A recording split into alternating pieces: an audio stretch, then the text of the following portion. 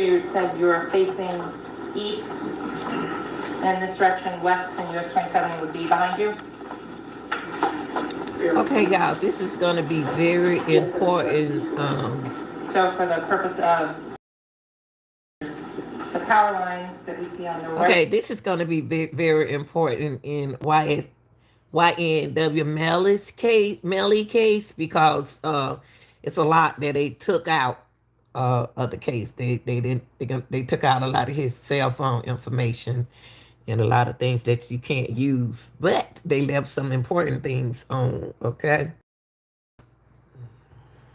Side, that's the south side of the road? That is correct. And there are no power lines on the north side of the road? That is correct. Okay. You indicated that there were other investigators on scene as well? That is correct. Is this some of the canine officers you were discussing? Correct.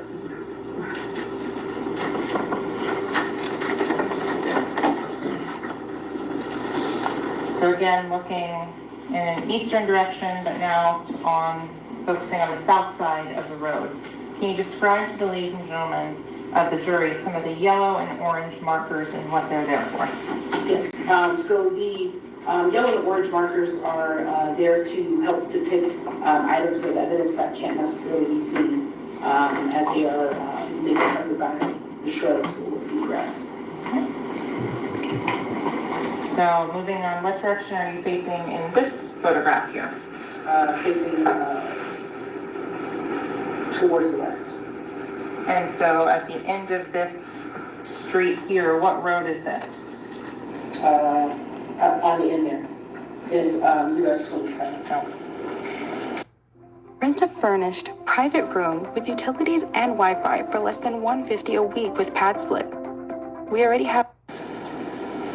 The items that we see here, the flags, do they correspond with a photo marker or are they indicating something else? They may be corresponding with they have a photo marker next to it, but they depict the actual pieces of evidence. Okay.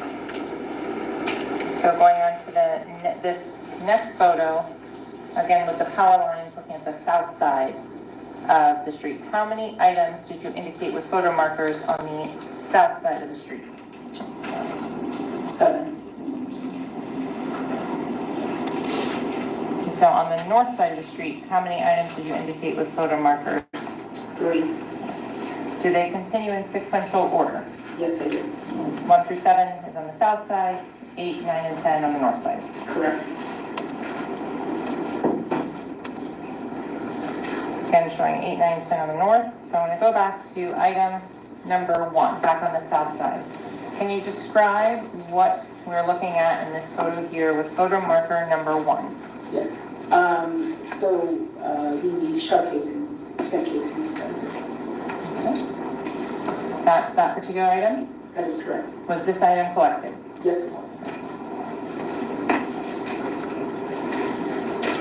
Why do you take multiple photographs from different angles of these items? Just to get an overall depiction of the specific item and then also accounting for lighting or better visibility of the item.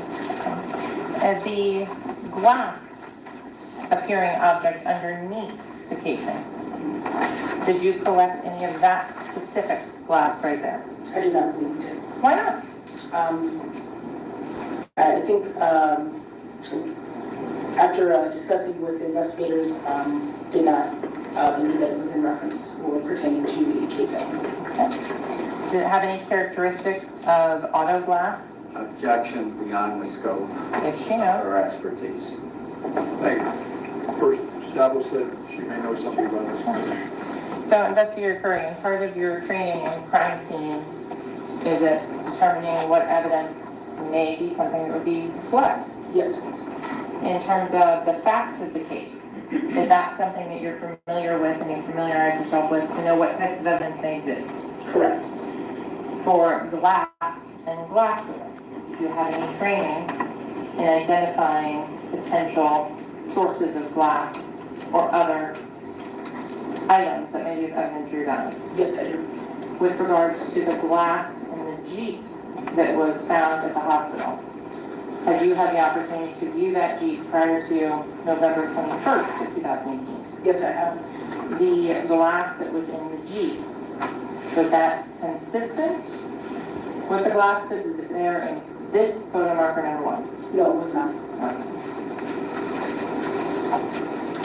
Moving on to photo marker number 2. What are we looking at in this particular image?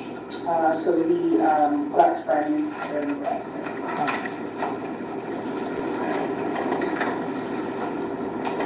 Going now to photo marker number 2, the next image. Can you describe to ladies and gentlemen how you're taking this photo? So it is considered a close-up photograph of the glass fragments. It is at 90 degrees directly over the glass that's on the ground. Moving on to photo marker number 3. What was significant with photo marker number 3? I would have to, are we able to zoom in? Is there another photograph? Or if I can refer to my report? If you could refer to your report, would that help in refreshing your recollection as to photo number 3? Yes, it would. Okay.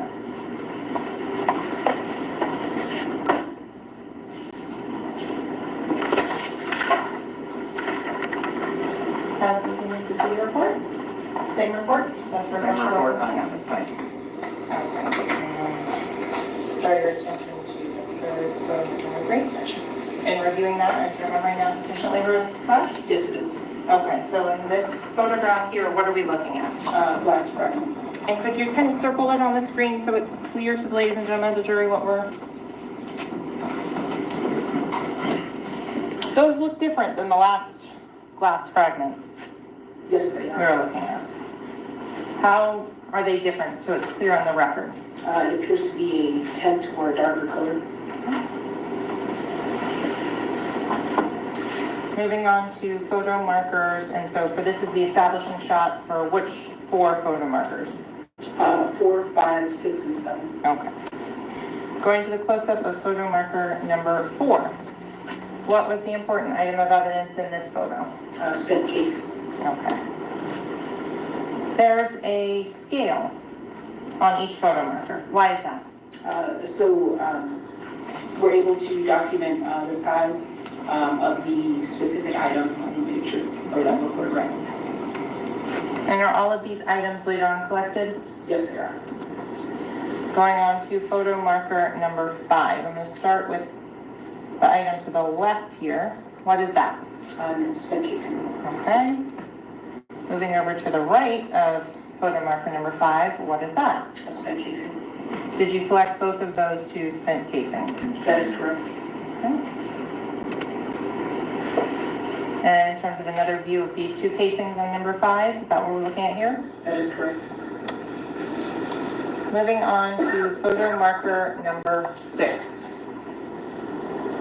I'm going to move into the closer up one for photo marker number 6. I'm going to start to the one to the left. What is that? Spent casing. Okay. Is that the same one that was next to photo marker number 5? Not to my knowledge. And to the right of photo marker number 6? It's another spent casing. Going on to photo marker number 7. What are we looking at in photo marker number 7? Spent casing. Spent casings of the same caliber when you collected them. Yes, they were. Okay. Again, last photo here of number 7. Spent casing. Moving on to the north side of the street on 8, 9, and 10. What did you collect at photo marker number 8? Glass fragments. Is that Moving on to photo marker number 9. What did you collect at this location? Glass fragments. Moving on to photo marker number 10. What did you collect at this location? Glass fragments. We're looking here now at one of the last 2 photos. What is this photo depicting? Measuring or a detective utilizing a measurement device. And what is that measurement device? It measures distance. It's a yardstick or meter stick.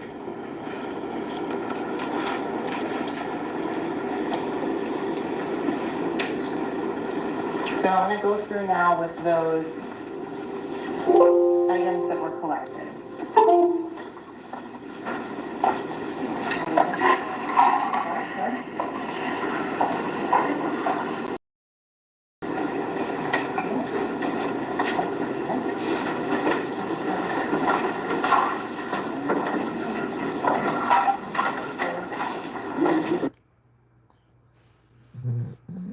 Recordings just got better.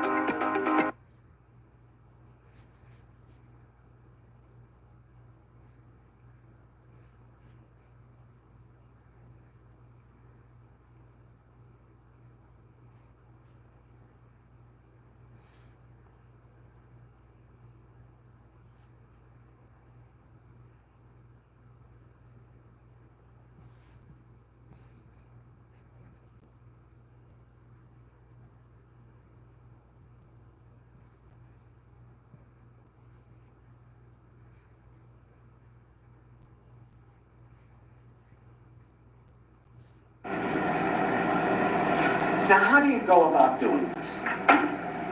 Well, the judge gave you an instruction on that. You're to look at the evidence that's been presented to you. Remembering, we don't have to do a thing. All we have to do is show up and behave. Now,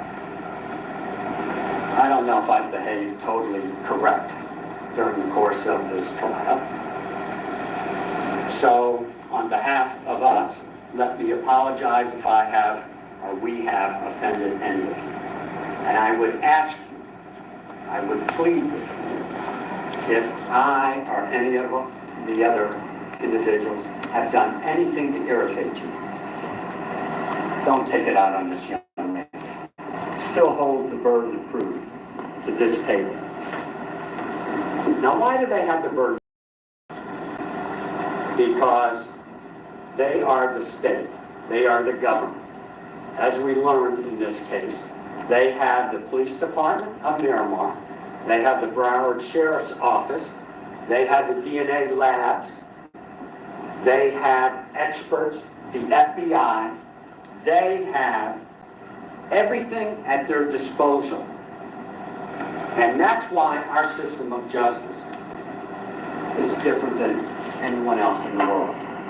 We recognized a long time ago that when the government accuses somebody of a crime, they have the money, the resources, and the person power to attempt to prove to you all that a person has committed a crime beyond and to the exclusion of everyone. This is why I stopped shopping on Amazon, and you should too. Don't spend another dime on Amazon until you... Reasonable doubt. Now, how do you go about doing it? And before I get into that, first of all, let me also thank you, because we have interrupted your lives for it seems like months. And we have put a horrible burden on your personal lives, your family life, and what have you. And all of us applaud and thank you for your service. You folks have gone way beyond the call of duty. And I think we all recognize that. But how do we go about determining, and I shouldn't say how do you folks go about determining if the state of Florida has proved their case beyond and to the exclusion of every reasonable doubt? Well, the judge just gave you that instruction. It is to the evidence introduced in the trial and to it alone that you are to look for that proof. Remembering, we just got to show up. And how does a reasonable doubt occur? Well, the judge told you. It can come from the evidence itself, a conflict in the evidence, or a lack of evidence. You don't need all three of these areas. But I suggest to you folks that we have a reasonable doubt from the evidence that has been presented, that there is a conflict in the evidence, and there's a lack of evidence. This is an unusual case, kind of like the medical examiners. The two medical examiners said, it's unusual because normally you can't tell what shot occurred first, second, or third. And the chief medical examiner came in here, Dr. McDougall, I think, and told you it's only happened to her in her entire career, I think 2 or 3 times, that she could tell you which shot occurred first in this case. So, knowing that, let's look at what the state presented. But before we do that, we can agree upon a couple of things that are not in dispute. They said that Melly is a talented music artist. We agree with that. At the age of 19, based upon the evidence, he was making more money than probably everybody in this courtroom, including us. Number 2. Oh, I'm sorry. I call you, okay? Usually the judge will stop me immediately. Number 2 is that Cortland Henry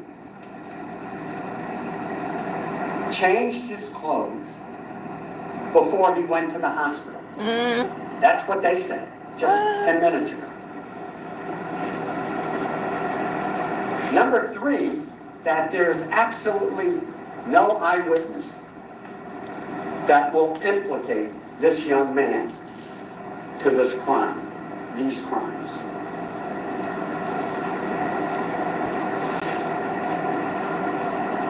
Number 4,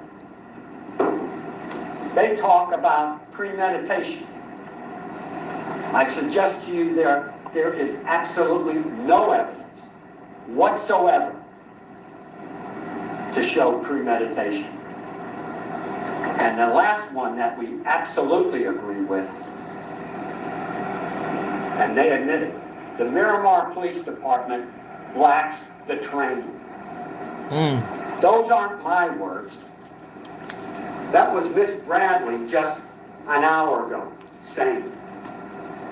Not only did Miss Bradley say that, but Sergeant Williams also said they lacked the training in one of the worst investigations. That's why I pushed aside their reports. Now, the state produced over 100 exhibits sitting right here on the floor. Miss Bradley made reference to some of them. They're all here.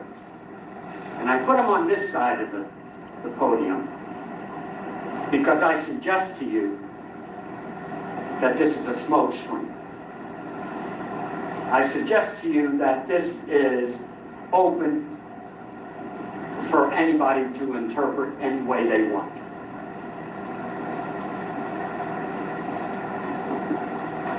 When I say something sarcastic, you don't know if I'm serious or not.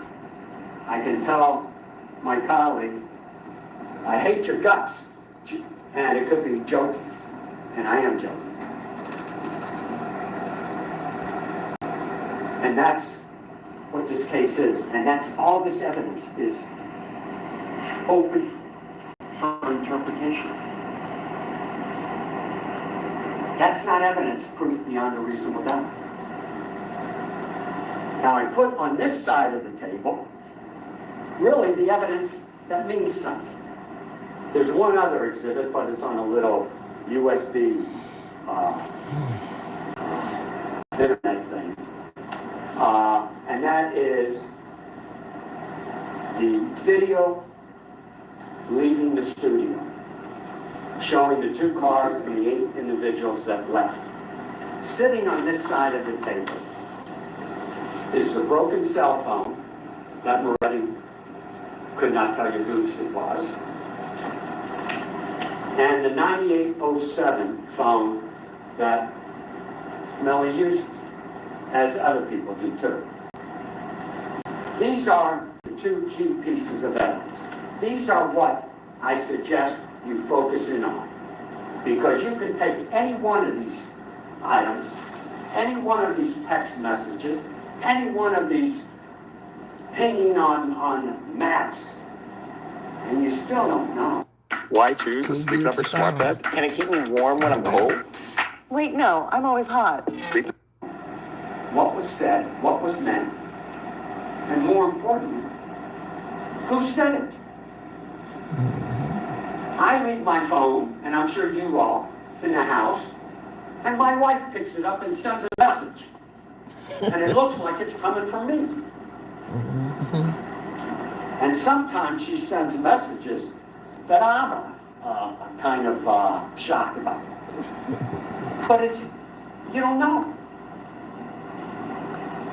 So let's put the 100+ exhibits to the side for a moment. The state called 26 witnesses.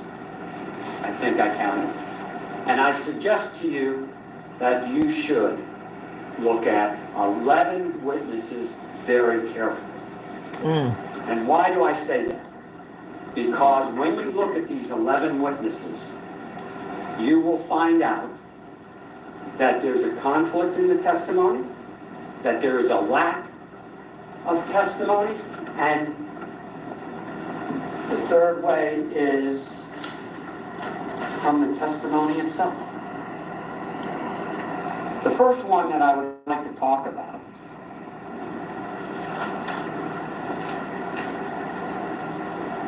well, before I talk about the first witness, I want you to remember one thing. On October 26th, that day of the shooting, we learned immediately that that Jeep was taken to a secure area. And it was searched for over 15 hours by 2 crime scene technicians. And you heard how they pulled out the evidence, some foam, some projectiles, I think a can, everything, and photographed the vehicle. Now, why is that important?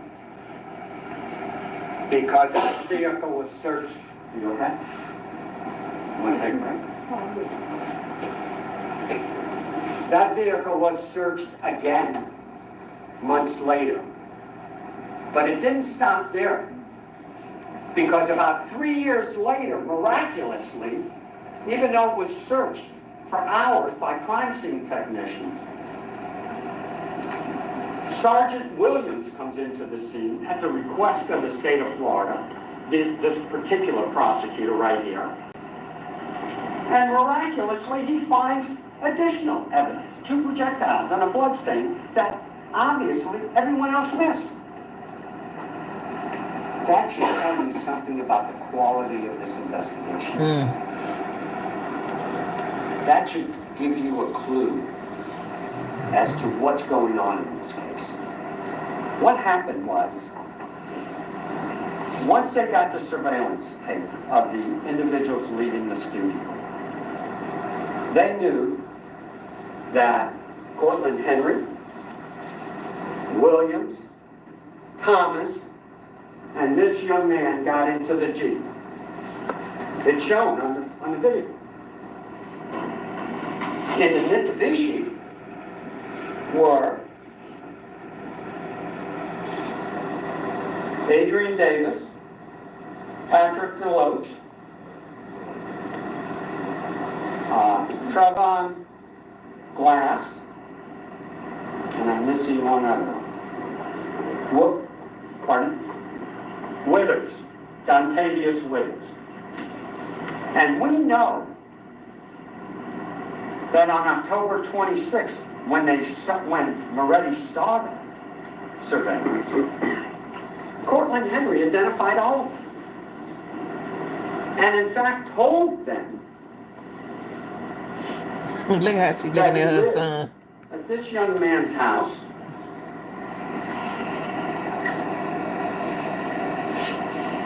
I made a mistake. Jacoby Mills was involved. It was Jacoby Mills, Adrian Davis, Trevon Glass, and Dontavius Withers. Okay? I can't keep the names straight. I'm lucky if I can remember my own name. That's why I haven't written it down.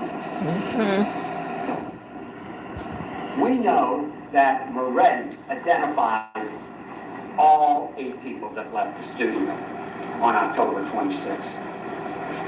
We also know that Moretti knew where this young man lived, along with all the other 7 people that left the studio.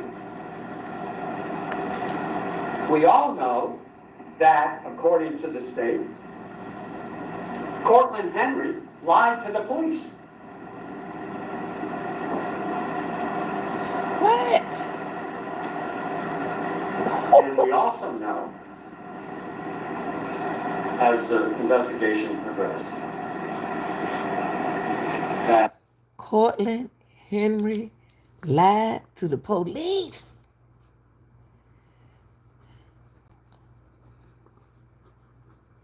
Oh, Lord have mercy. Cortland, they about to lock you Cortland up. Henry had blood matching the victim on his clothes. And he also had GSR, or gunshot residue, on his clothes. What? If that Hold on. Oh, my God. I know he not afraid of Cortland. So, let me see what he said again. Oh, wait. 7 people that left the studio. We all know that, according to the state, Cortland Henry lied to the police.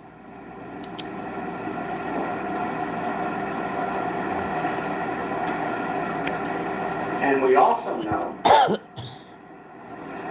as the investigation progressed, that Cortland Henry had blood matching the victim on his clothes. And he also had GSR, or gunshot residue, on his clothes. If that were true, and you saw the pictures of the Jeep, all bloody, blood all over the place, and we learned that you could spray and determine if there was blood right here on the carpet, even though you don't see it. Why in the heck don't you get a search warrant for the house? That's true. Why in the heck don't tell us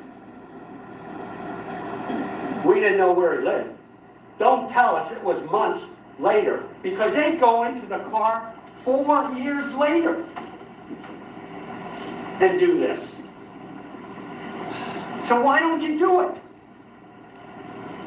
Because Detective Melly and the Miramar Police Department, as everyone has said, lacks the experience and the training. We don't have to do a darn thing, folks. We don't have to do a thing. But let's go into the 11 witnesses now. The first one, and they mentioned it, George Bellow, the manager, the head guy of the gun and tool mark unit of the entire Broward Sheriff's Office.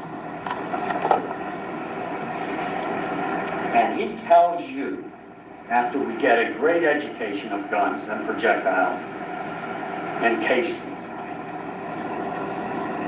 we have to bring out the fact that can you tell or determine the distance between the shooter and the victim? Can you tell us that with all your experience? I doubt they could do that. And what does he say? I can't do it unless I have the weapon, unless I have the ammunition, because ammunition, the weight of ammunition could change the distance. And you have to have the weapon in order to do that. He cannot even tell us if it was 1 gun, 2 guns, or more. He's honest. He tells you that without the weapon used, I cannot place the shooter to the victim, or victims in this case. Now, why is that important? Because a reasonable doubt can arise from a conflict in the testimony. If you believe George Bell, and I suggest you should, then he totally contradicts all the testimony of Sergeant Williams, who comes in here 4 and 5 years later and says, I can tell you where shooter 1 was, and I can tell you who the shooter is. Talk about a conflict in the testimony? It's one or the other. It can't be both. And he tells you, in addition to that, that the environment has to be considered. Now, Williams tells you he goes out to the scene some 4 or 5 years later and has no idea, nor did he even check the terrain, the environment on that particular morning hour.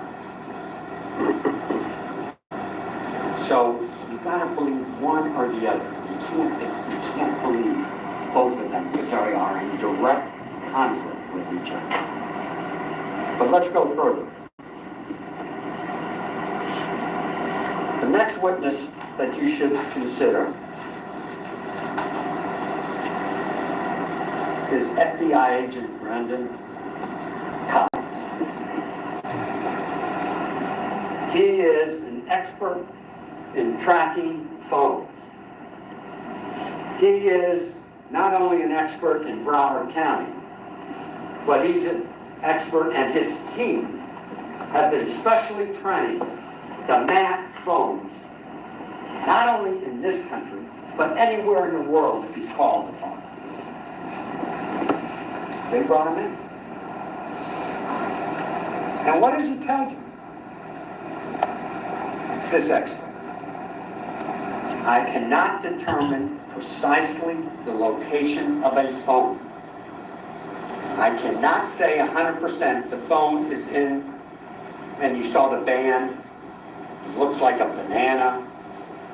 He says, I think it's somewhere within this area, but I can't be 100% sure.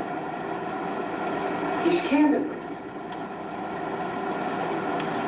And he further tells you that the call detail records are limited.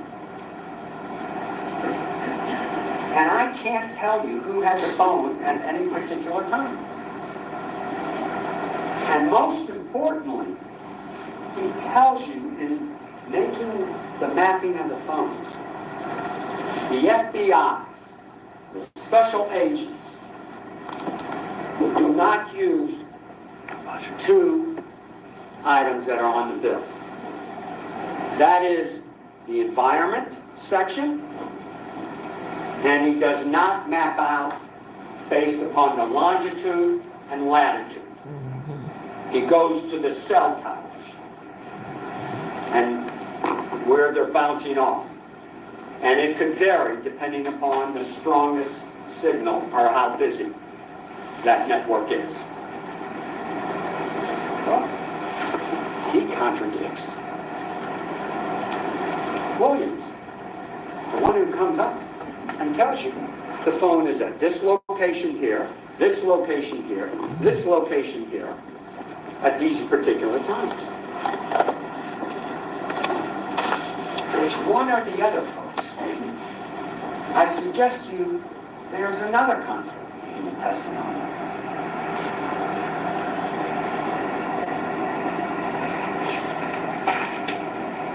The next witness I think you need to pay particular attention to and really get a flavor of what this case is all about is Felicia Holmes. Felicia Holmes tells you that the Miramar detectives, Moretti and his group, threatened her, bullied her daughter, told potential witnesses they were going to prison, told witnesses that they may never see their children again. That's a threat. Told a witness that he was going to be deported, even though he's been in this country since 5 years old. He was going to be deported to Haiti, where they won't feed you. The place is, with all due respect, and excuse my language, but it was his language that he used. And I think he went back, y'all, to Haiti. I'm not sure, but I think he gone back for real. But I'll find out for sure. Shit! What? This is the great detective. This is why this kid's sitting here. They have intimidated and threatened everybody. So I ask you, I beg you, to consider Felicia Holmes, because that tells you what's going on. When Moretti got that surveillance tape and realized this young man, this little kid, excuse me for calling him a kid, he was 19 at the time, was a rap star, making more money than he'll ever see in his entire career. Him and Young Thug too. He got television. And he wanted to nail this kid.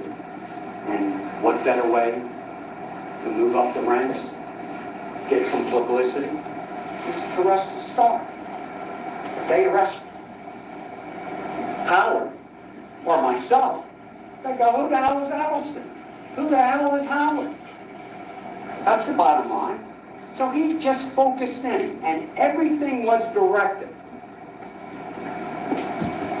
to get this kid. That's why he ignored everything.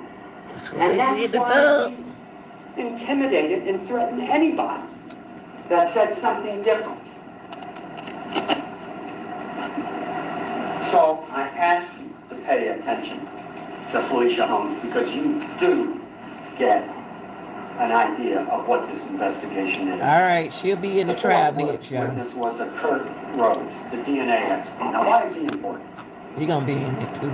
Because while we were picking a jury in April, and we were off in May, this prosecutor asked him to go back to the car and check some DNA.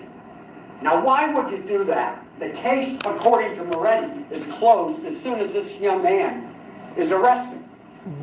Why do you go back 5 years and ask an expert, a DNA expert, to do some more testing?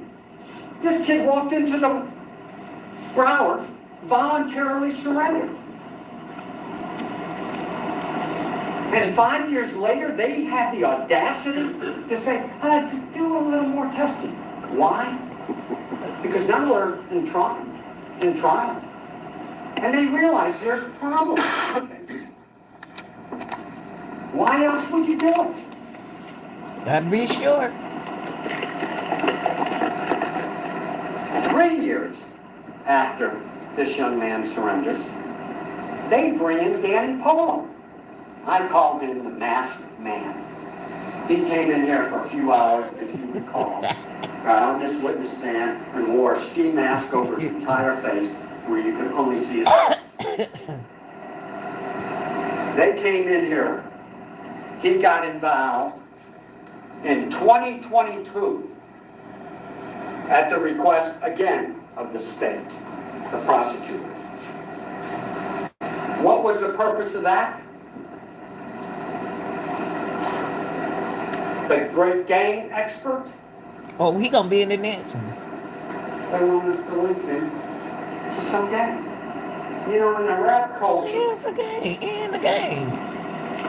whether you want to accept it or not,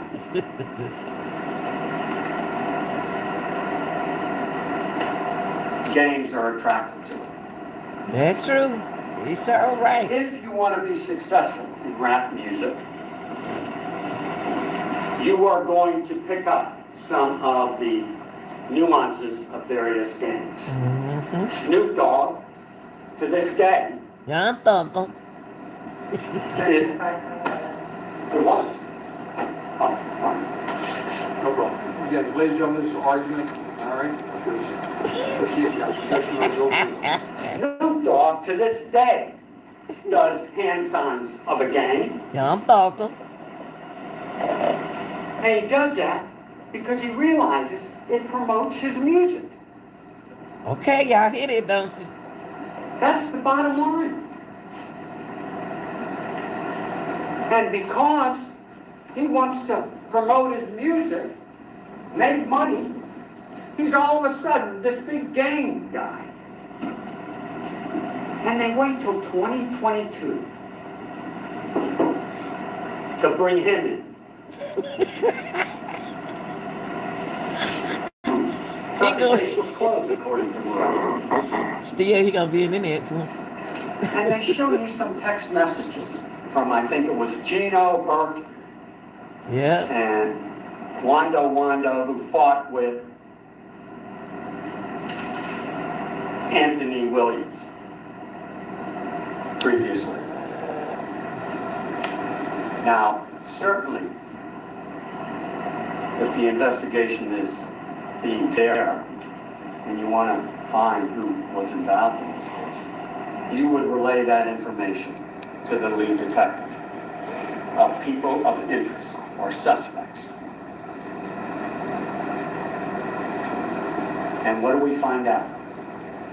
Moretti has no idea who Gino is, no idea who Kirk is, and doesn't know about Quando Wando. No, you don't even know that. This is a great investigation. But he also refers to some text messages where those individuals that are in fact associated with the gang text him and he's not responding. And Young to the Thug point of case. not responding, they say they're going to put you on the plate. Now that's not for dinner. That's not for breakfast. We learned what that means. If you don't start responding to us, we're going to have you killed. No, they didn't say that. What the heck's going on? Nah, they ain't tell you. Why wouldn't you investigate this? They want you to believe that there's no evidence of that. How do they know there's no evidence if they don't investigate? They don't search. They don't look. You got all these phones. You have Gino and her. You have their text messages. Go get their phones, track them, and see. We don't have to do a thing, folks. Hold on. The presumption of innocence stays with us during the entire trial until and if they can prove beyond every reasonable doubt that this young man did anything wrong. Moretti didn't want to look at that. Why? Because God forbid they find some evidence.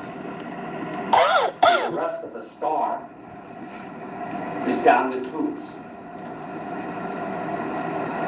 That's the bottom line.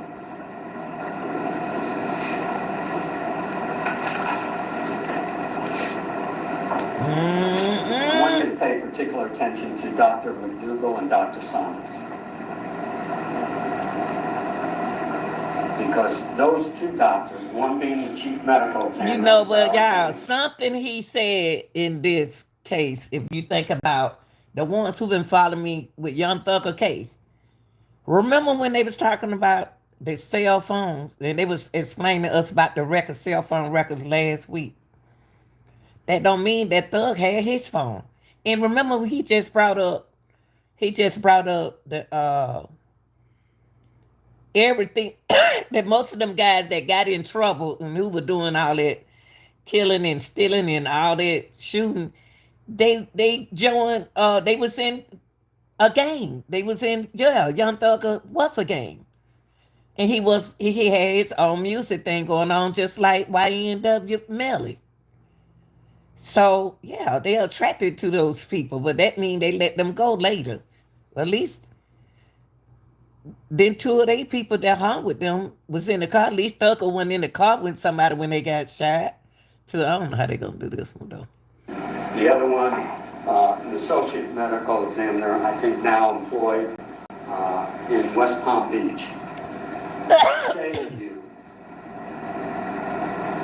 that the first shot to Williams and Thomas were fatal, deadly. Why is that important? Because according to Sergeant Williams, Thomas's injury to his hand came first. It was a defensive wound. We know that couldn't But happen. if he raised his hand like that, y'all, that wasn't no drive-by. That means somebody, he was like, man, don't do that. That could be somebody close to him if he raised his hand up like that. There ain't no drive-by. Based upon the medical testimony. So you either have to disregard the medical examiner and accept what Williams' testimony is, or I suggest, now that you have four experts contradicting Williams' testimony, and that is Bello, Special Agent, FBI Agent Collins, They gonna be in the two next medical one, examiners. and they gonna be in the next one. Conflict with Williams' testimony, that you should take Williams' testimony and ignore it, toss it out. You can't have it both ways. It just doesn't work.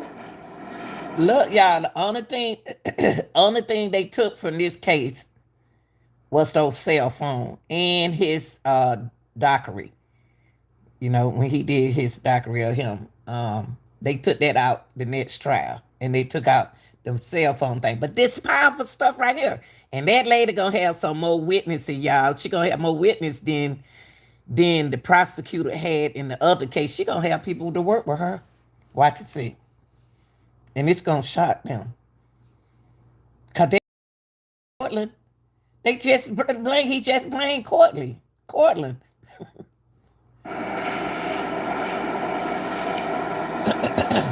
And then we get to really their star witness, two star witnesses.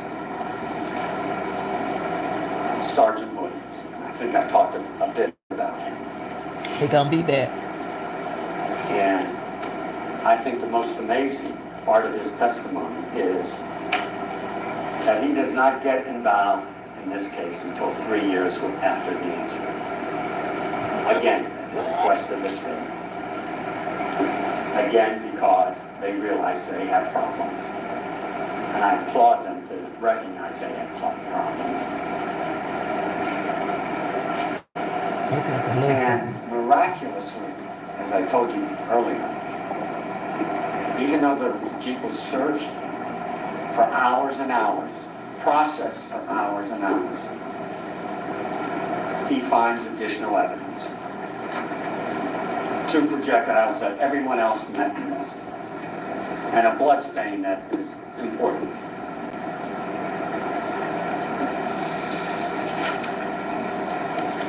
And that when he did his analysis, 2 important things occurred. He didn't go in there blindly to do any analysis. He told you that the prosecutors in this case told them that the defendant in this case was this young man. And we need you to do a trajectory analysis to put him on the scene.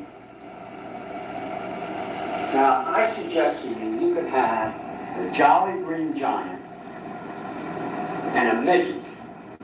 And if you give them the dimensions, the height and his arm length, with this mathematical formula, you could say the Jolly Green Giant or the midget was a shooter in this case. They would either be closer to the car or further from the car, depending upon their size. If you want to do an analysis, if you want to do an investigation, if you want to figure out who the shooter is, why do you point to this kid and tell him, this is what we want? Why do you do that? This is the great investigation. This is what they want. If you look around, See, everything is inspiration. The only thing with his case, it different from thing different from his case from the other case is two men died, was killed in the car that he claimed he wasn't in, but he got in the car. He was in the car. When did he get out the car? In order to render a verdict that could take him. This is good. Over, proceed. And tell him that he's going to live life in the state penitentiary without parole or being on death row. This is the investigation they want you to rely upon and say it's proof beyond and to the exclusion of every reasonable doubt? I guess so, according to that.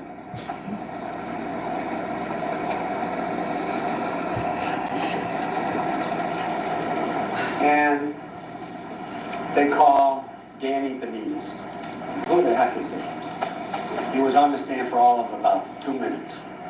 Danny Benitez gave Detective Moretti the surveillance tape from the Montessori school. You watched it. It showed, I suggest, nothing probative to implicate this young man in it. But we learned, not from him, but from Moretti, that he doesn't go to the drugstore on Miramar Parkway to check their surveillance tape. He doesn't go to Applebee's to check their surveillance tape. He doesn't go to Polo Tropical or the gas station. But guess what? I guarantee you that other prosecutor done went back to some of them places that you said that they should have went to. Or the bank on Miramar Parkway to check their surveillance tapes. When the car's on 184th Avenue, he doesn't go to the fire station to check their tapes. They may still, He doesn't go back to the two elementary schools, Sunset Lakes and West Broward Elementary, and they to gonna check check their surveillance tape because he knows it all. He knows it. How do you know it if you don't check it? That's right. That's why this new prosecutor gonna check it. We don't have to do a thing, folks. We don't have to do anything except show up. That's true. And begrudgingly, we did.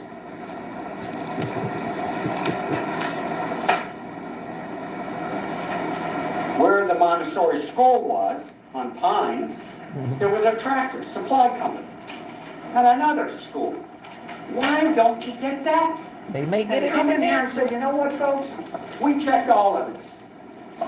Instead, what they do is take a helicopter ride 4 or 5 years later. And we have to sit here and watch as they fly the route. And we have to watch how they drive the route. Not checking what the traffic conditions were that day, back 4 or 5 years ago. Not checking what the weather was 5 years ago. Guess what they're gonna do, y'all? It was just 5 years ago. Guess what they're gonna do? The new prosecutor gonna go back and check it. Don't look at this tape. And they got the other prosecutor sitting at the table who were pregnant and had her baby. When she can ready to come in, she's gonna come back with the new prosecutor. Boy, they're gonna have a good old team. Everything he's saying, they're gonna go back and get everything and prove it. Watch to see. October 26th. What's the purpose of that? Just to add of what I suggest is a smoke screen. You look at all this and say, heck, man, 100 exhibits, 500 photographs out of a cell phone. They ain't gonna be able to use all these text messages. What does it mean? Hopefully, for the state, you'll say, hey, where there's smoke, there must be fire. And say, hey, too bad, young man, too bad. There's a lot of stuff sitting here. hopefully you will not fall into that trap. And then we get to the lead detective. Well, before we get to the lead detective, I think I missed something. Trevion Glass, the individual who got into the red Mitsubishi, the man who is convicted of 2 felonies. Now, why is that important? Because the judge read you an instruction on some of the factors to look at in determining whether or not to believe a witness or not. And he told you that one of the factors to look at is whether or not the witness has been convicted of a crime. Trevion Glass, the state calls,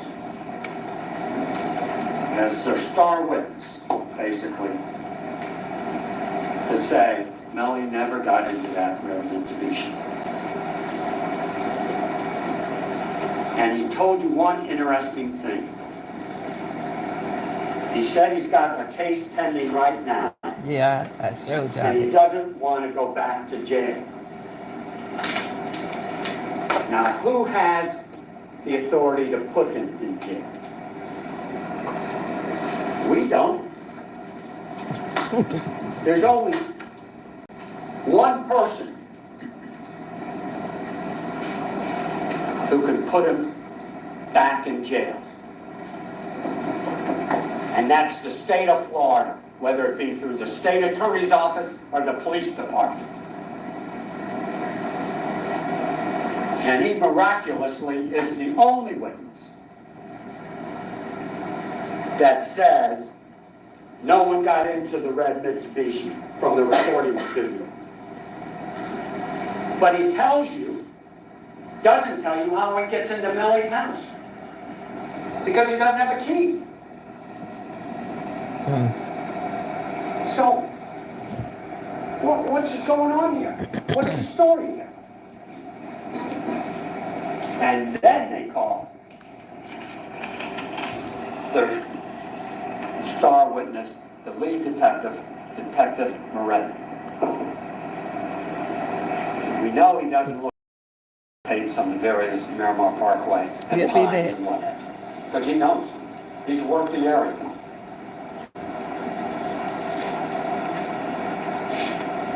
He knows that he got 9807, the phone that Melly has used, and you've seen various and a lot of photographs. I think it's Exhibit 115, am I correct? Excuse me, 100.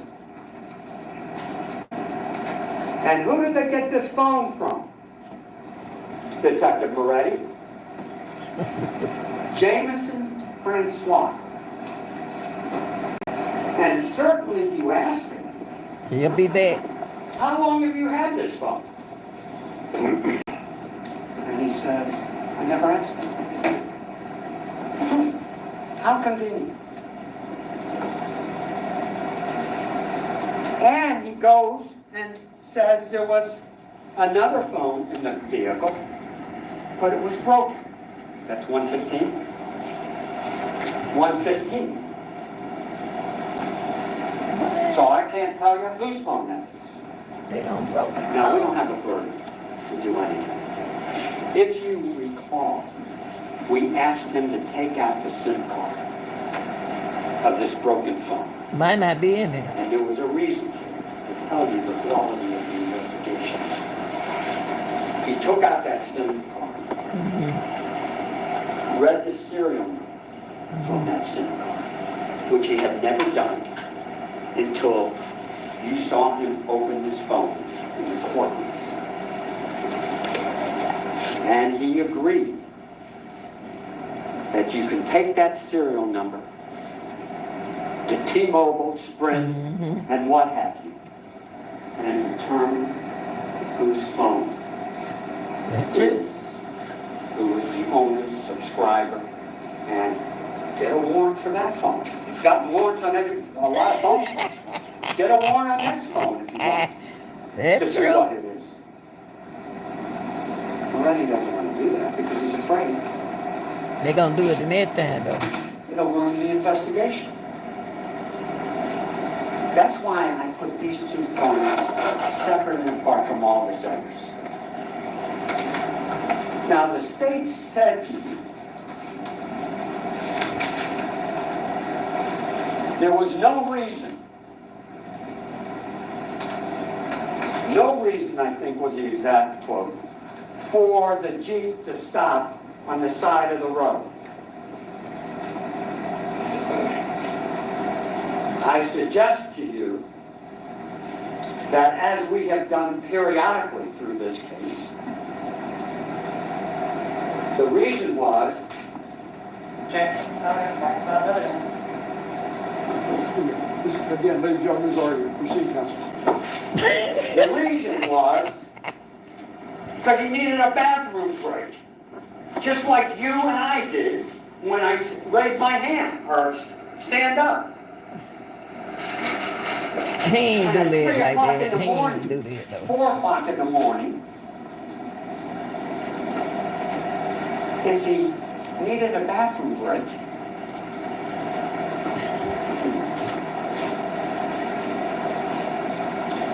in the dark highway, and you saw him carry it in his hand, he'd leave it on the seat of the car. And we know that the car sped off because there was another car waiting, the red Mitsubishi. You want to know there's no reason? The poor kid had to urinate. And the phone was in the car, but they don't want you to know any of this. That's why we had to call So what that mean? Adrian Davis. But let's stay on Moretti for a little while. Okay. Because Well, this phone now. You in the bathroom now? Now anything I can see. I don't know. He ain't gonna. That boy too clean for that. on his house, his apartment, and his storage unit. Too clean for that. They find ammunition in there. They find in the storage unit, I think, 3 holsters and gun locks. We don't know what type of guns belong to those holsters. We don't know what type of guns were the gun locks to. All we know is there are 3 guns missing based upon the 3 holsters. And Moretti doesn't even ask where these weapons are. What are these weapons?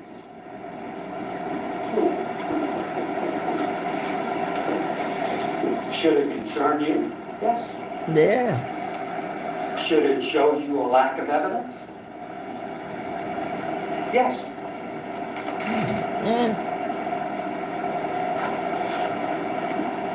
Ask yourself. They keep telling you to use your common sense. Use your common sense, please. Ask yourself why a lead detective of a double homicide True. would not ask Jameson Francois, where the hell are the guns? Where the hell are the locks that belong to the guns? Where are they? I suggest to you when you use your common sense, you're going to say, he doesn't want to know. Because God forbid,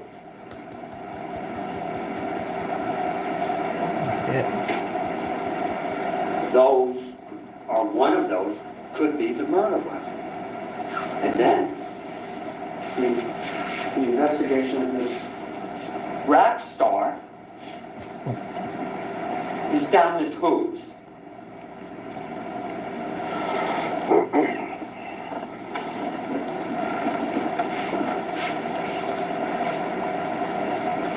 Boy.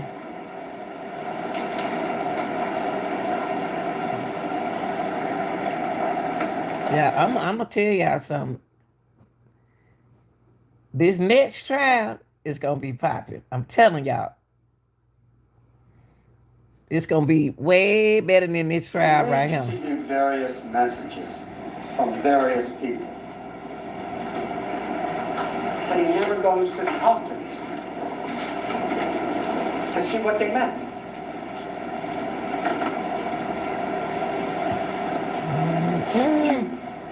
Search Jameson Francois' car that supposedly is involved in taking Melly.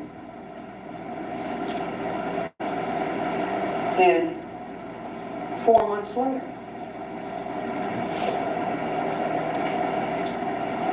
Well, if you go and search his car, Jameson Francois, let's go back again to his house. Get up here, State, and tell him why you didn't search the house. I can't understand it. You learn about Frito Bang, supposedly. And he need to be in this next time. Supposedly takes him somewhere. Why in the heck don't you search his house? That's Even right. if it's 4 months later, 5 months later, 10 months later. And his use phone. that fancy spray. Not the one that causes you to get sick, but the new spray. And look for it. Good point. What kind of investigation is this we're talking about? Putting a young kid on death row, a life without hope. Or any investigation. This is no game, folks. We're playing for all the marbles. How did Melly? How is he? Don't have a bond. And we don't. Some stuff they can prove, some stuff that they can't prove. I don't understand it. That's why they said that Miramar Police Department lacks the training. They did absolutely nothing once they got that surveillance tape. Blinders on them. We're not going to look to the left. We're not going to look to the right. We're just going to direct everything to this young man.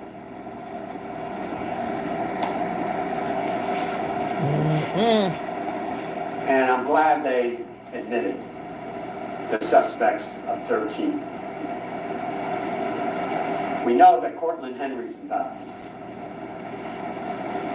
You heard about Crucial Almighty David Hedgepath, who wrote and texted,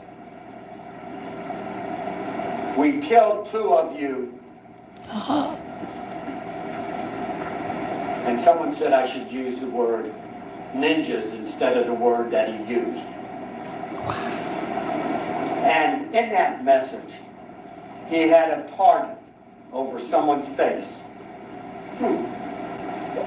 Whose was it? Guess what? It's Melly. And he did it within hours. And what do? Nothing. Years later, they get his so-called timesheet where he was working. They don't bother to talk to any of his co-employees to verify this. In fact, if you look at the timesheets, it gives him time to, I think he's up in Verrill and Melbourne, to be exactly in Broward County, which is about 2 to 3 hours before the job. It's no alibi at all. But why don't you talk to these people? Why don't you investigate? How in the hell does he send out a text? We killed 2 of you. We were aiming at the Jeep. What? That Wait a minute. had a problem with. Okay, but how that gonna happen if y'all said that? You stood there and said that Cortland shot them. He had residue on them. So how you get this boy named David who sent the message and said, "We killed 2 of you," but then y'all just blamed it on Cortland? Oh, you gotta remember what you said right here. Melly. He does nothing. That's not a person of interest. He knows that there is a incident at Walmart where he's robbed of a chain, I think it is. Why don't you get the surveillance tape? Or at least try so you can say, I tried, and it doesn't exist anymore.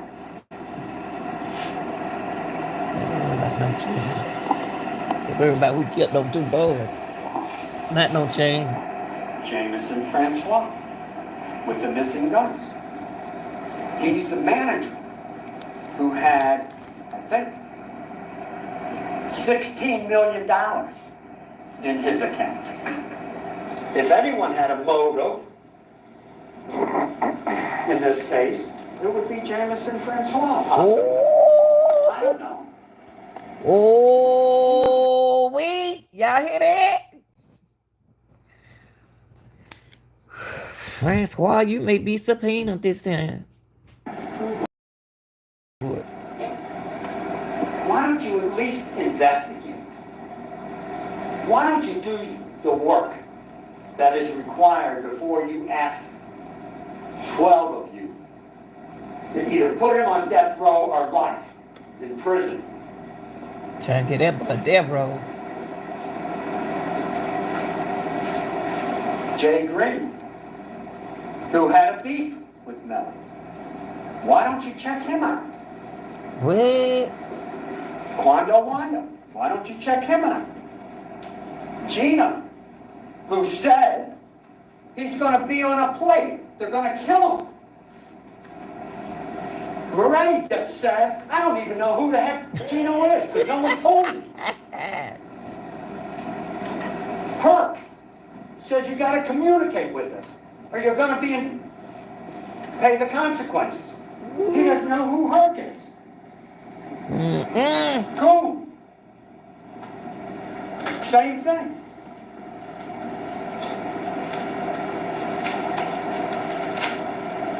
And then the state rests.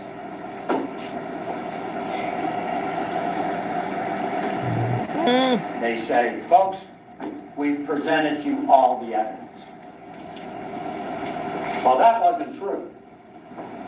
Because we had to call Adrian Davis. And you learned that Adrian Davis showed up in the state attorney's office and gave a sworn statement. They never told you this, we did. We don't have to do any of this.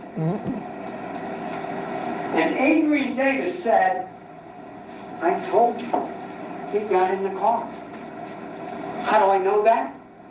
Because I was woken up when someone was crawling in the back seat. How do I know that? When we got to Melly's house, he's the one who had to open the door. Because only he and Cortland Henry had the key. Okay, how he get away from Cortland and he got in the car with Cortland? That's what we trying to figure out. How?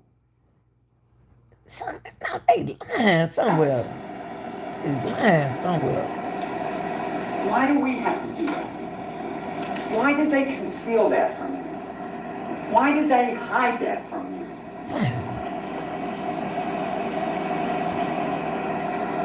I can't answer those questions, folks, but I don't have to. Other than to say, reasonable doubt.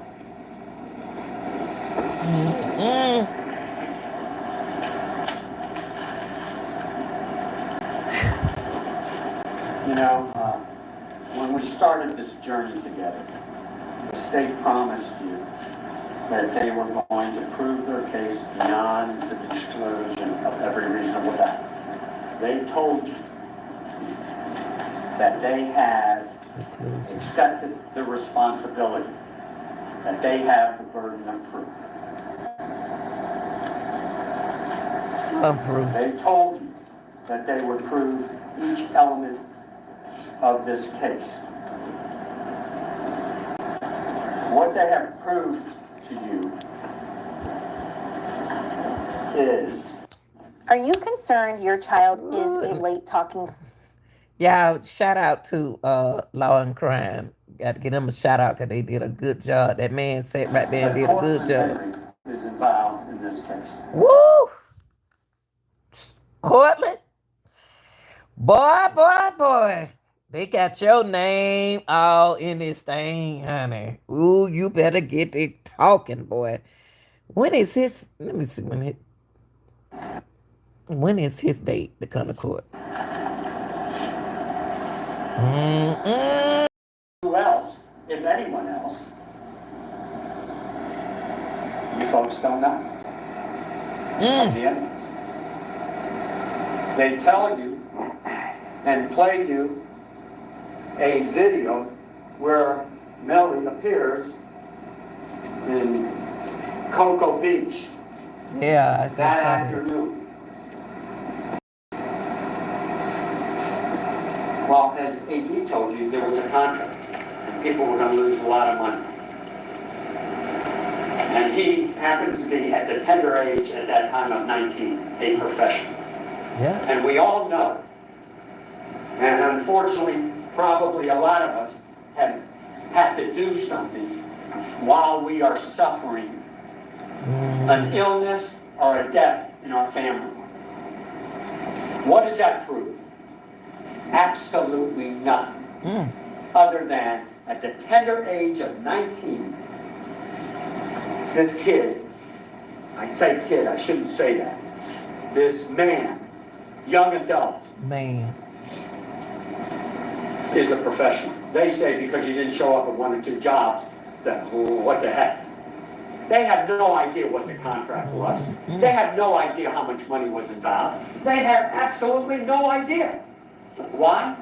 Because there was no investigation. Play this.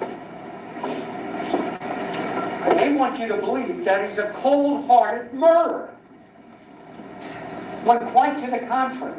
You saw the tapes. You saw that he's a nice young man. And a professional. God have mercy. Folks, the worst thing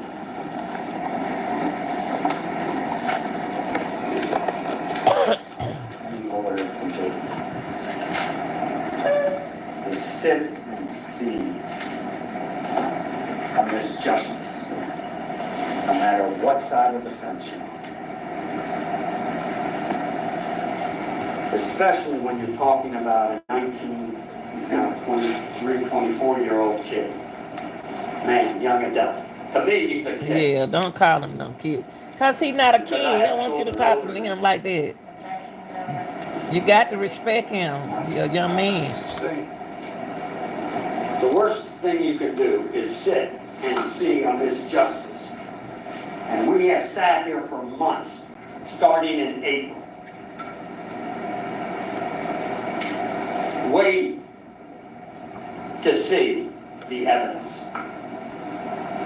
And I suggest to you right now, you should have more questions than when you were selected as jurors as to what really happened. And there was a gentleman who recently Look at his said mama looking at him. that our system of justice is broken. Like you get on my nerve, boy.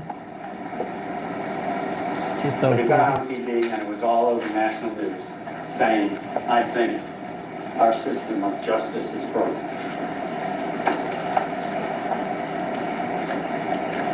If you want, Okay, y'all.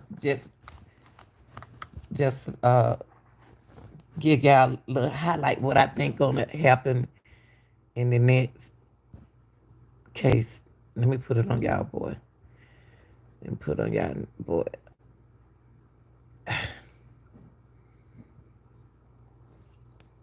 Okay. In the next case, I believe a lot of people gonna be subpoenas in this case. Jamie Francois has $16 million. I don't understand why he why he wasn't a witness. He should have been a witness. He should have been talking for Melly. Green had beef with him. Then they brought up the two guys, Davy H. Hagen Hawkins, whatever his name is. He sent a text saying that we killed two of your boys. But how could they say they sent a message said that they killed two Melly's boys? It's that time of year Hold on for a again. minute, y'all. It's Let me put that party back down. season. Oh God, Frank. Okay. How can they send a message? How could they send a message? David sent a message and said we killed two of your boys. If that attorney just stood there, who's going to be in the next trial, said the 26th, Cortland Henry. What I got right here? Lied to the police. They put everything on Cortland Henry. Why is he putting everything on Cortland Henry? Cortland ain't got what his name? He's afraid. I just don't see him afraid of Cortland. They said that Cortland lied to the police. Cortland had residue on his hand. He had blood on his shirt. The boys had their first fatally gunshot killed them, y'all. If they was in a drive-by, they won't know they in a drive-by. So a drive-by, they ain't have. So to me, it looked like somebody surprised them inside the car, allegedly. Okay, allegedly, and they brought up the state is for the government. They on the government side, and they brought and the police. Y'all know that, and all the experts. That's what they way they are in Young Thug trial. I also brought up they're gonna bring back some more. They're gonna bring back the old expert. They're not gonna be able to use in the next trial. His documentary and video, and cause that happened before they were shot, and they're not gonna use that. And then some of the text message they're not gonna use.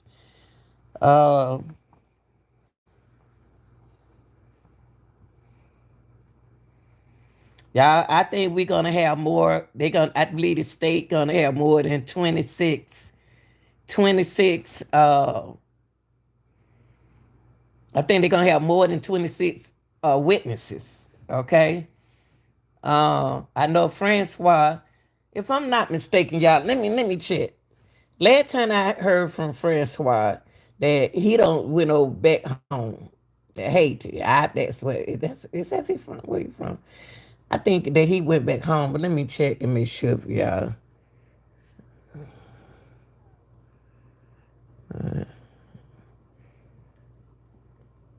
He need to. They need to subpoena him to come back over here. Why he trying to go back over there? Manager, hold on, y'all. Trying to see where I seen it at. I can't.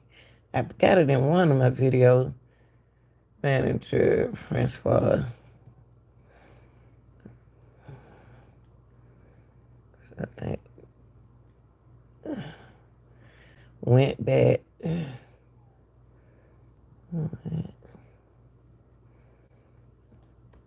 Back.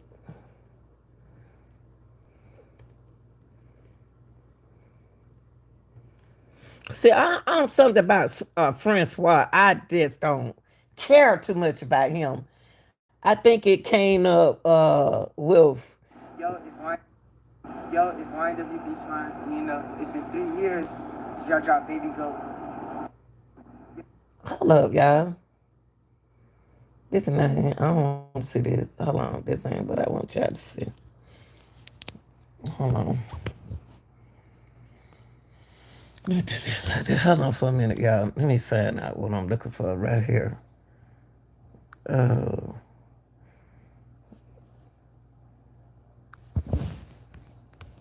Hold on for a second.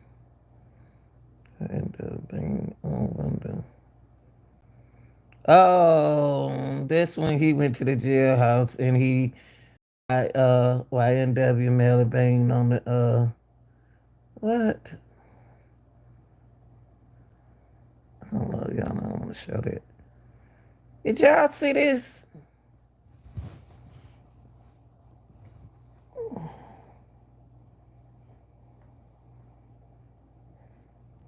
I don't want to show that. Hold on for a minute. He is now. I think he left. Went left.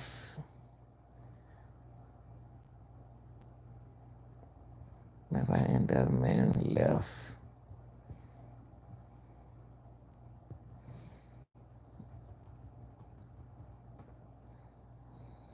Okay. He left. Yeah. Yeah. Okay, let me see. Can I find them? Okay, let me see. So footage was released of YNW Melly dancing the day after the murders of his two friends. Y'all think Melly's innocent?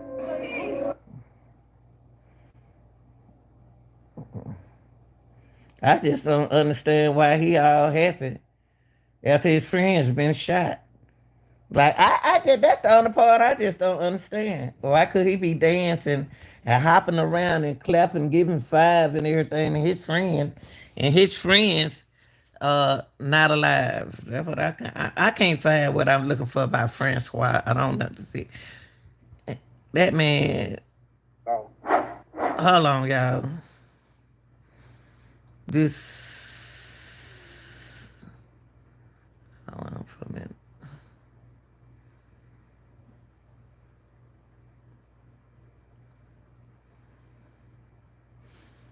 Now I got this video right here from, hold on y'all, from Law and Crime, Cyber. This right here, this just a recap right here.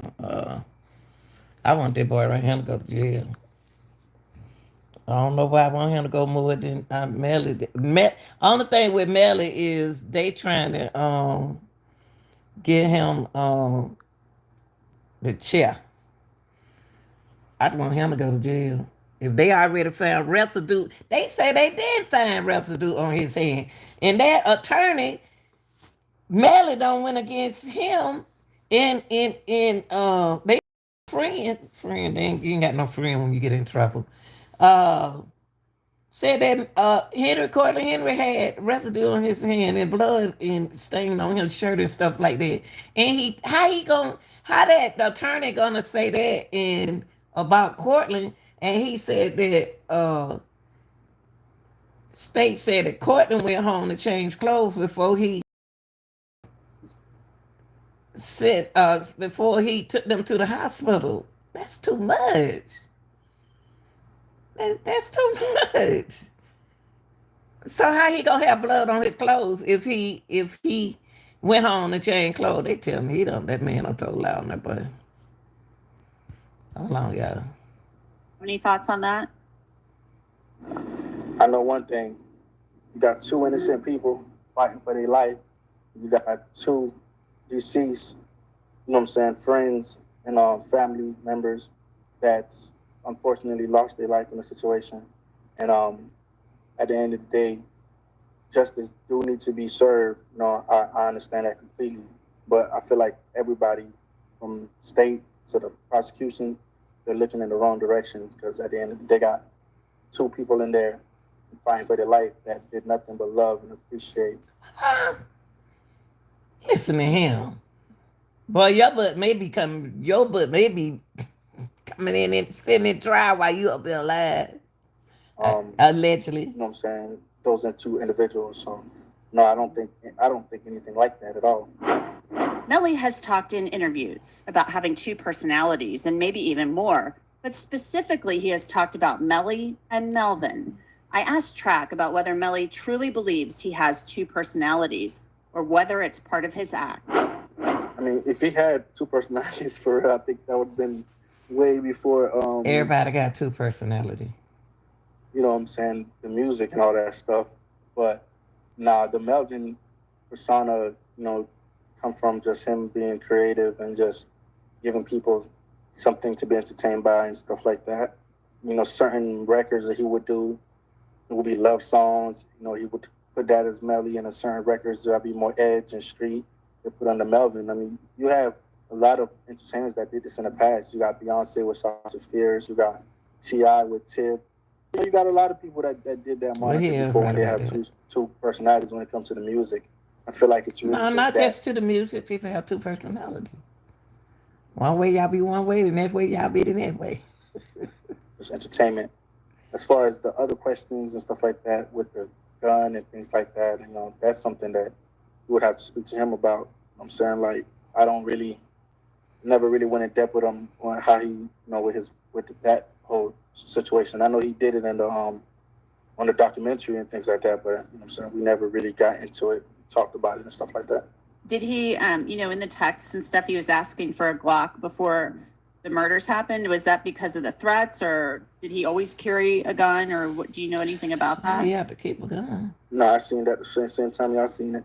He always had security and always make sure he was protected even before the incident. After the incident, that's my job, and my company job is to make sure he's moving with licensed security that could make sure he's not getting harmed or hurt and make it back home safe. Do that for you got to have a weapon. You have to have a weapon now. Take care of yourself. Fine. So he personally never needed anything in that nature when it comes to the business with me and things like that. So. If Melly gets out, what's in the future? Everything, the world, every continent, every piece of everywhere in the States. That's the plan. Now that's the only part, y'all. You know what? It hurts me. I just want them to prove that he's innocent. But this is not why we here for that. We here to either he gonna do life in prison or he gonna do the possibility of parole. That's what we hear. They want to get in they don't get in the chair in a way. I didn't even know they still do the what you call it? Not the electric chair, but the shots and stuff. I didn't know they still do that, but And what about Portland? Same thing. No, they took 5 years of these kids' life, man. 5 years is a long time. So dang, but look how many years of life that they don't have for their friend. So y'all got to come up with something. They got to come up with something, and I think it's gonna be awesome. They're gonna be strict on this. I know law and crime gonna do their job. I ain't worried about them. They gonna do their job to make sure that. I hope law and crime speak up and tell them to make sure we can see stuff in this particular that the public can see the trial. You know how they be trying to cut stuff. We want to see the witness. I don't want them to cut it like they did the witness on Thugger trial. Cortland Henry, y'all. Then I'm gonna let y'all go. Let me see when his trial date start. Cause they not gonna be in the same courtroom at the same time. Hold on. Let me see. Let me do an update. Hold on, y'all. Update. Let me see. I'm typing with my hand.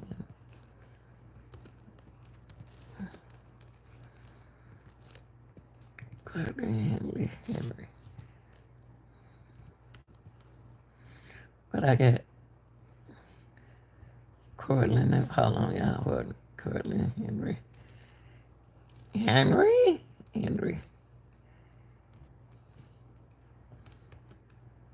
Trial date. Let me see. Trial date. I tried my best to kind of look out for Melly, but it's kind of complicated for me to kind of look out for him because it's too everybody's in his car. I don't know. Let me see. Set retrial date. Let me see. Here we go, y'all. There we go. Right here. This is something I pulled up. Just pulled this up, y'all. And this is January the 12th, 2024. Let me see, can I get y'all some. Get y'all a little update on some. Jury selection should. Okay. Jury selection, y'all, to begin in March. So they did a jury selection for the rapper Melly retrial. Woo-wee. Now, if they keep them two men, now the guy who I just had, I don't remember these people's name, y'all. Now, if they had him, it's okay. But if they gonna have these two other men, they ain't gonna do good in this thing. They ain't gonna do good for him. They gonna need somebody strong to take up for him. Cause they laid about to do some basketball with them. So they said right here, I'm just gonna put it right here. They said that Florida rapper Jamel Y, NW Melody Man up here in Broadwood County Court Friday for a defense motion hearing. I hope I have a video of this, a commercial. Let me see something. Y'all, I hope, please let it be that. I'm gonna have to read this stuff. Quality roofing materials and 5-star service. Call 954. Please, there's something. I hope this what y'all can see. Okay, hold on, y'all. Now this thing it. Oh my God. So the 24-year-old musician from Gifford is accused of fatally shooting fellow rappers Christopher YNW Juvie Thomas and Anthony YNW Chaser Williams while they were inside a Jeep come past on April the 26th. We just went over that after the recording session with him on. Okay, I wonder why all of them was asleep. I don't go to sleep at the same time everybody else go to sleep. Here we go. So they said that Portland Henry, a court defendant who is awaiting trial, is accused of driving the Jeep and helping to cover up the murders. Last year, after a hung jury in Demon's trial, the prosecution accused Demons of using his alleged position as a member of the blood gang to ask fellow inmate Terrence Mathis, another alleged blood member, to help him get a message to Henry to prevent his girlfriend from testifying. Y'all, she may be in the trial this time. She may be testifying this time. Okay? John is awaiting a retrial for the murders, and Henry is awaiting trial. Okay? On Friday, it was announced that the jury selection is expected to begin in March. No start date has been scheduled yet for his retrial. So if you already got your, if y'all have been doing the jury selection, it got to be a retrial sometime this summer. Got to be. Let's see what they got right here, y'all. Then I'm gonna let y'all go. I'm trying to get y'all some update while I got this opportunity, honey. Because I can't find it no more. Why it doesn't matter if it's more charges? He faced more charges. What the world? They won a jury selection in retired rep. I hope this. Hold on, y'all. I got something for y'all. Hold on. Book your tickets now at skyzone.com. Of rapper YNW Melly. Local 10's Sanella Sabovic is live with what happened in court today. Sanella. Well, Christy, day one of jury selection for rapper YNW Melly's double murder retrial wrapped up roughly about an hour ago. And throughout the course of the day, 200 potential jurors were questioned by the judge. Some have already been excused. This as the rapper is facing additional charges. Surrounded by his lawyers, rapper YNW Melly is dressed up and present for the first day of jury selection in his double murder retrial. The first trial ended with a hung jury over the summer. Murder in the first degree with... Look, y'all. Look. He better get serious. Hold on, y'all. I'm trying to move it back.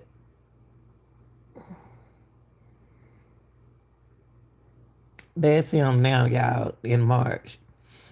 Okay. Oh, Lord, have mercy, Jesus.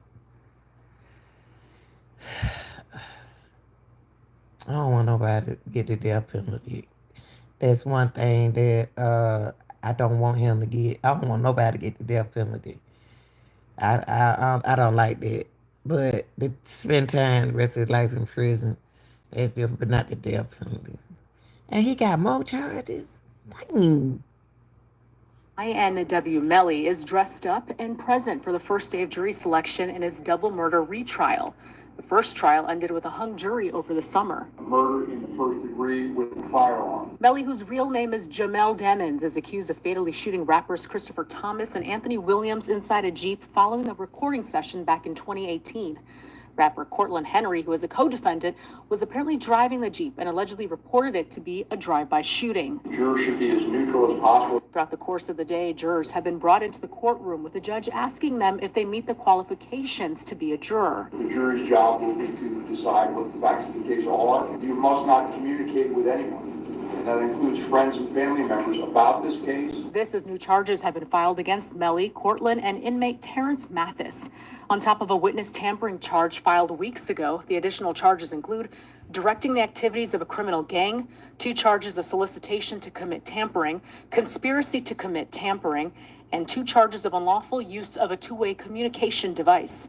Prosecutors allege these crimes happened essentially during the course of the first trial from April 10th through July 22nd, and that Melly solicited Henry and Mathis to engage in conduct preventing the witness, Melly's ex-girlfriend, from testifying.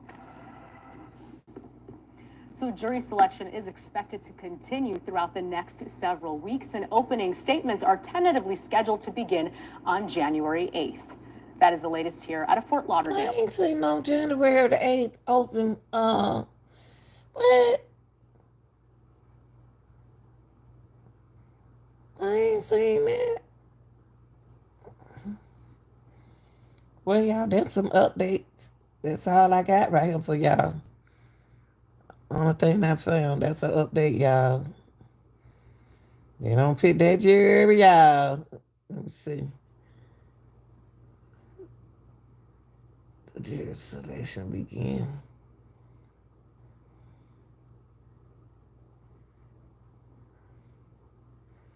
What is this right here, y'all?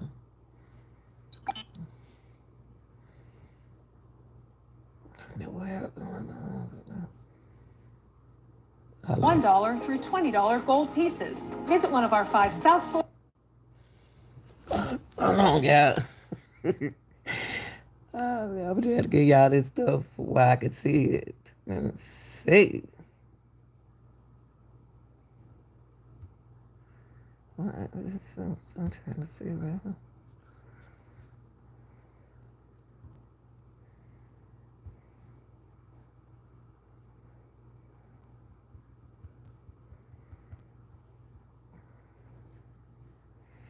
Okay. Oh, y'all, here it go. Here it go.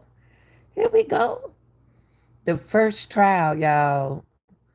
Look, right here now, those who've been following this case now. The first trial last summer ended in a hung jury, but it ain't gonna be that this time. I doubt it. First day of jury selection, I already talked about that, announced that Melly would face additional charges. Melly, what the world? For threatening his ex-girlfriend, that she made, maybe going against him. Lord have mercy, Jesus. What's this, y'all? What's this?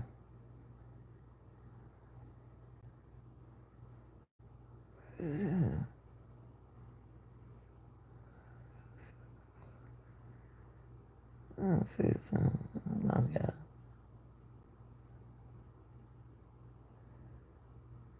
A video show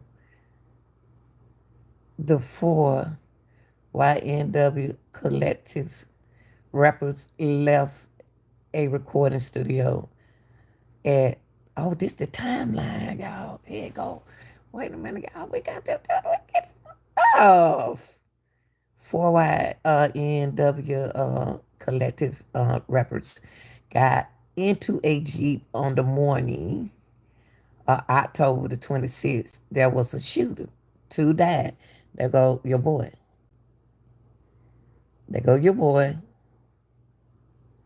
And there go your boy going to the hospital. There your boy getting in the Jeep. All 4 of them was in the Jeep. Ain't that mean the mighty mo. It wasn't meaning mighty. It wasn't even meaning. It wasn't meaning mighty because they gone.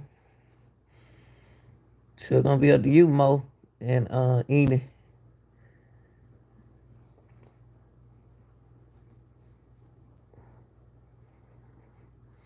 And here go the timeline. They put a date. They put a time at 3:20 a.m. Video shows the 4 YNW collective rappers left a recording studio into a Jeep. No, a question mark. Detectives used a cell phone data in an attempt to determine the YNW collective rappers' whereabouts. Now, question mark. And at 4:35, a video shows YNW Portland arrived at the hospital. The bodies of YNW Juvie and YNW Sack was in the Jeep. That is one of the craziest things I ever seen somebody do. That's crazy. Jeez. Dang. All right, y'all. I'm kind of tired now. At first, I took a nap. Now there's sleep catching up on me, y'all. I hope y'all appreciate that I gave y'all some update, y'all. Take over. We tried. Let me see the 3. Okay, they got 3 prosecutors take over. Let's look at them before I leave. I'm just trying to give y'all some information. I hope y'all appreciate what I do, because I enjoy what I do. Hold on, y'all. Hold on. Chill out.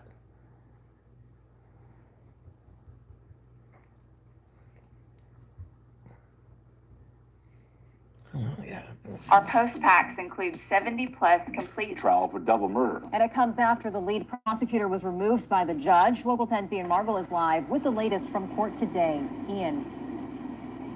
A lot of the discussion was about exactly that. The lead prosecutor no longer allowed to be on this case, and the new prosecutors who are taking over, all 3 of them, asking the judge for a little bit more time to prepare. You are allowing the state to cause this problem and now benefit from it. More back and forth in court on Tuesday as rapper YNW Melly listened on in his red jail jumpsuit, waiting for a retrial of his double murder case. Melly, whose real name is Jamel Demons, is accused of shooting and killing 2 of his friends back in 2018. This is an accusation that could carry the death sentence of a defendant who hasn't been proved guilty because they haven't met their burden, and we don't think he's guilty. I'm going to just declare his trial. Melly's initial trial ended with a hung jury in late July after they couldn't come to a unanimous verdict. And now, as they prepare for his retrial, attorneys for the state are scrambling to catch up after the lead prosecutor was removed from the case by the judge last week. So while the defense is asking for this trial to continue moving forward quickly, prosecutors are asking for a little more time to prepare. We just got this case 48 hours ago, and we know nothing.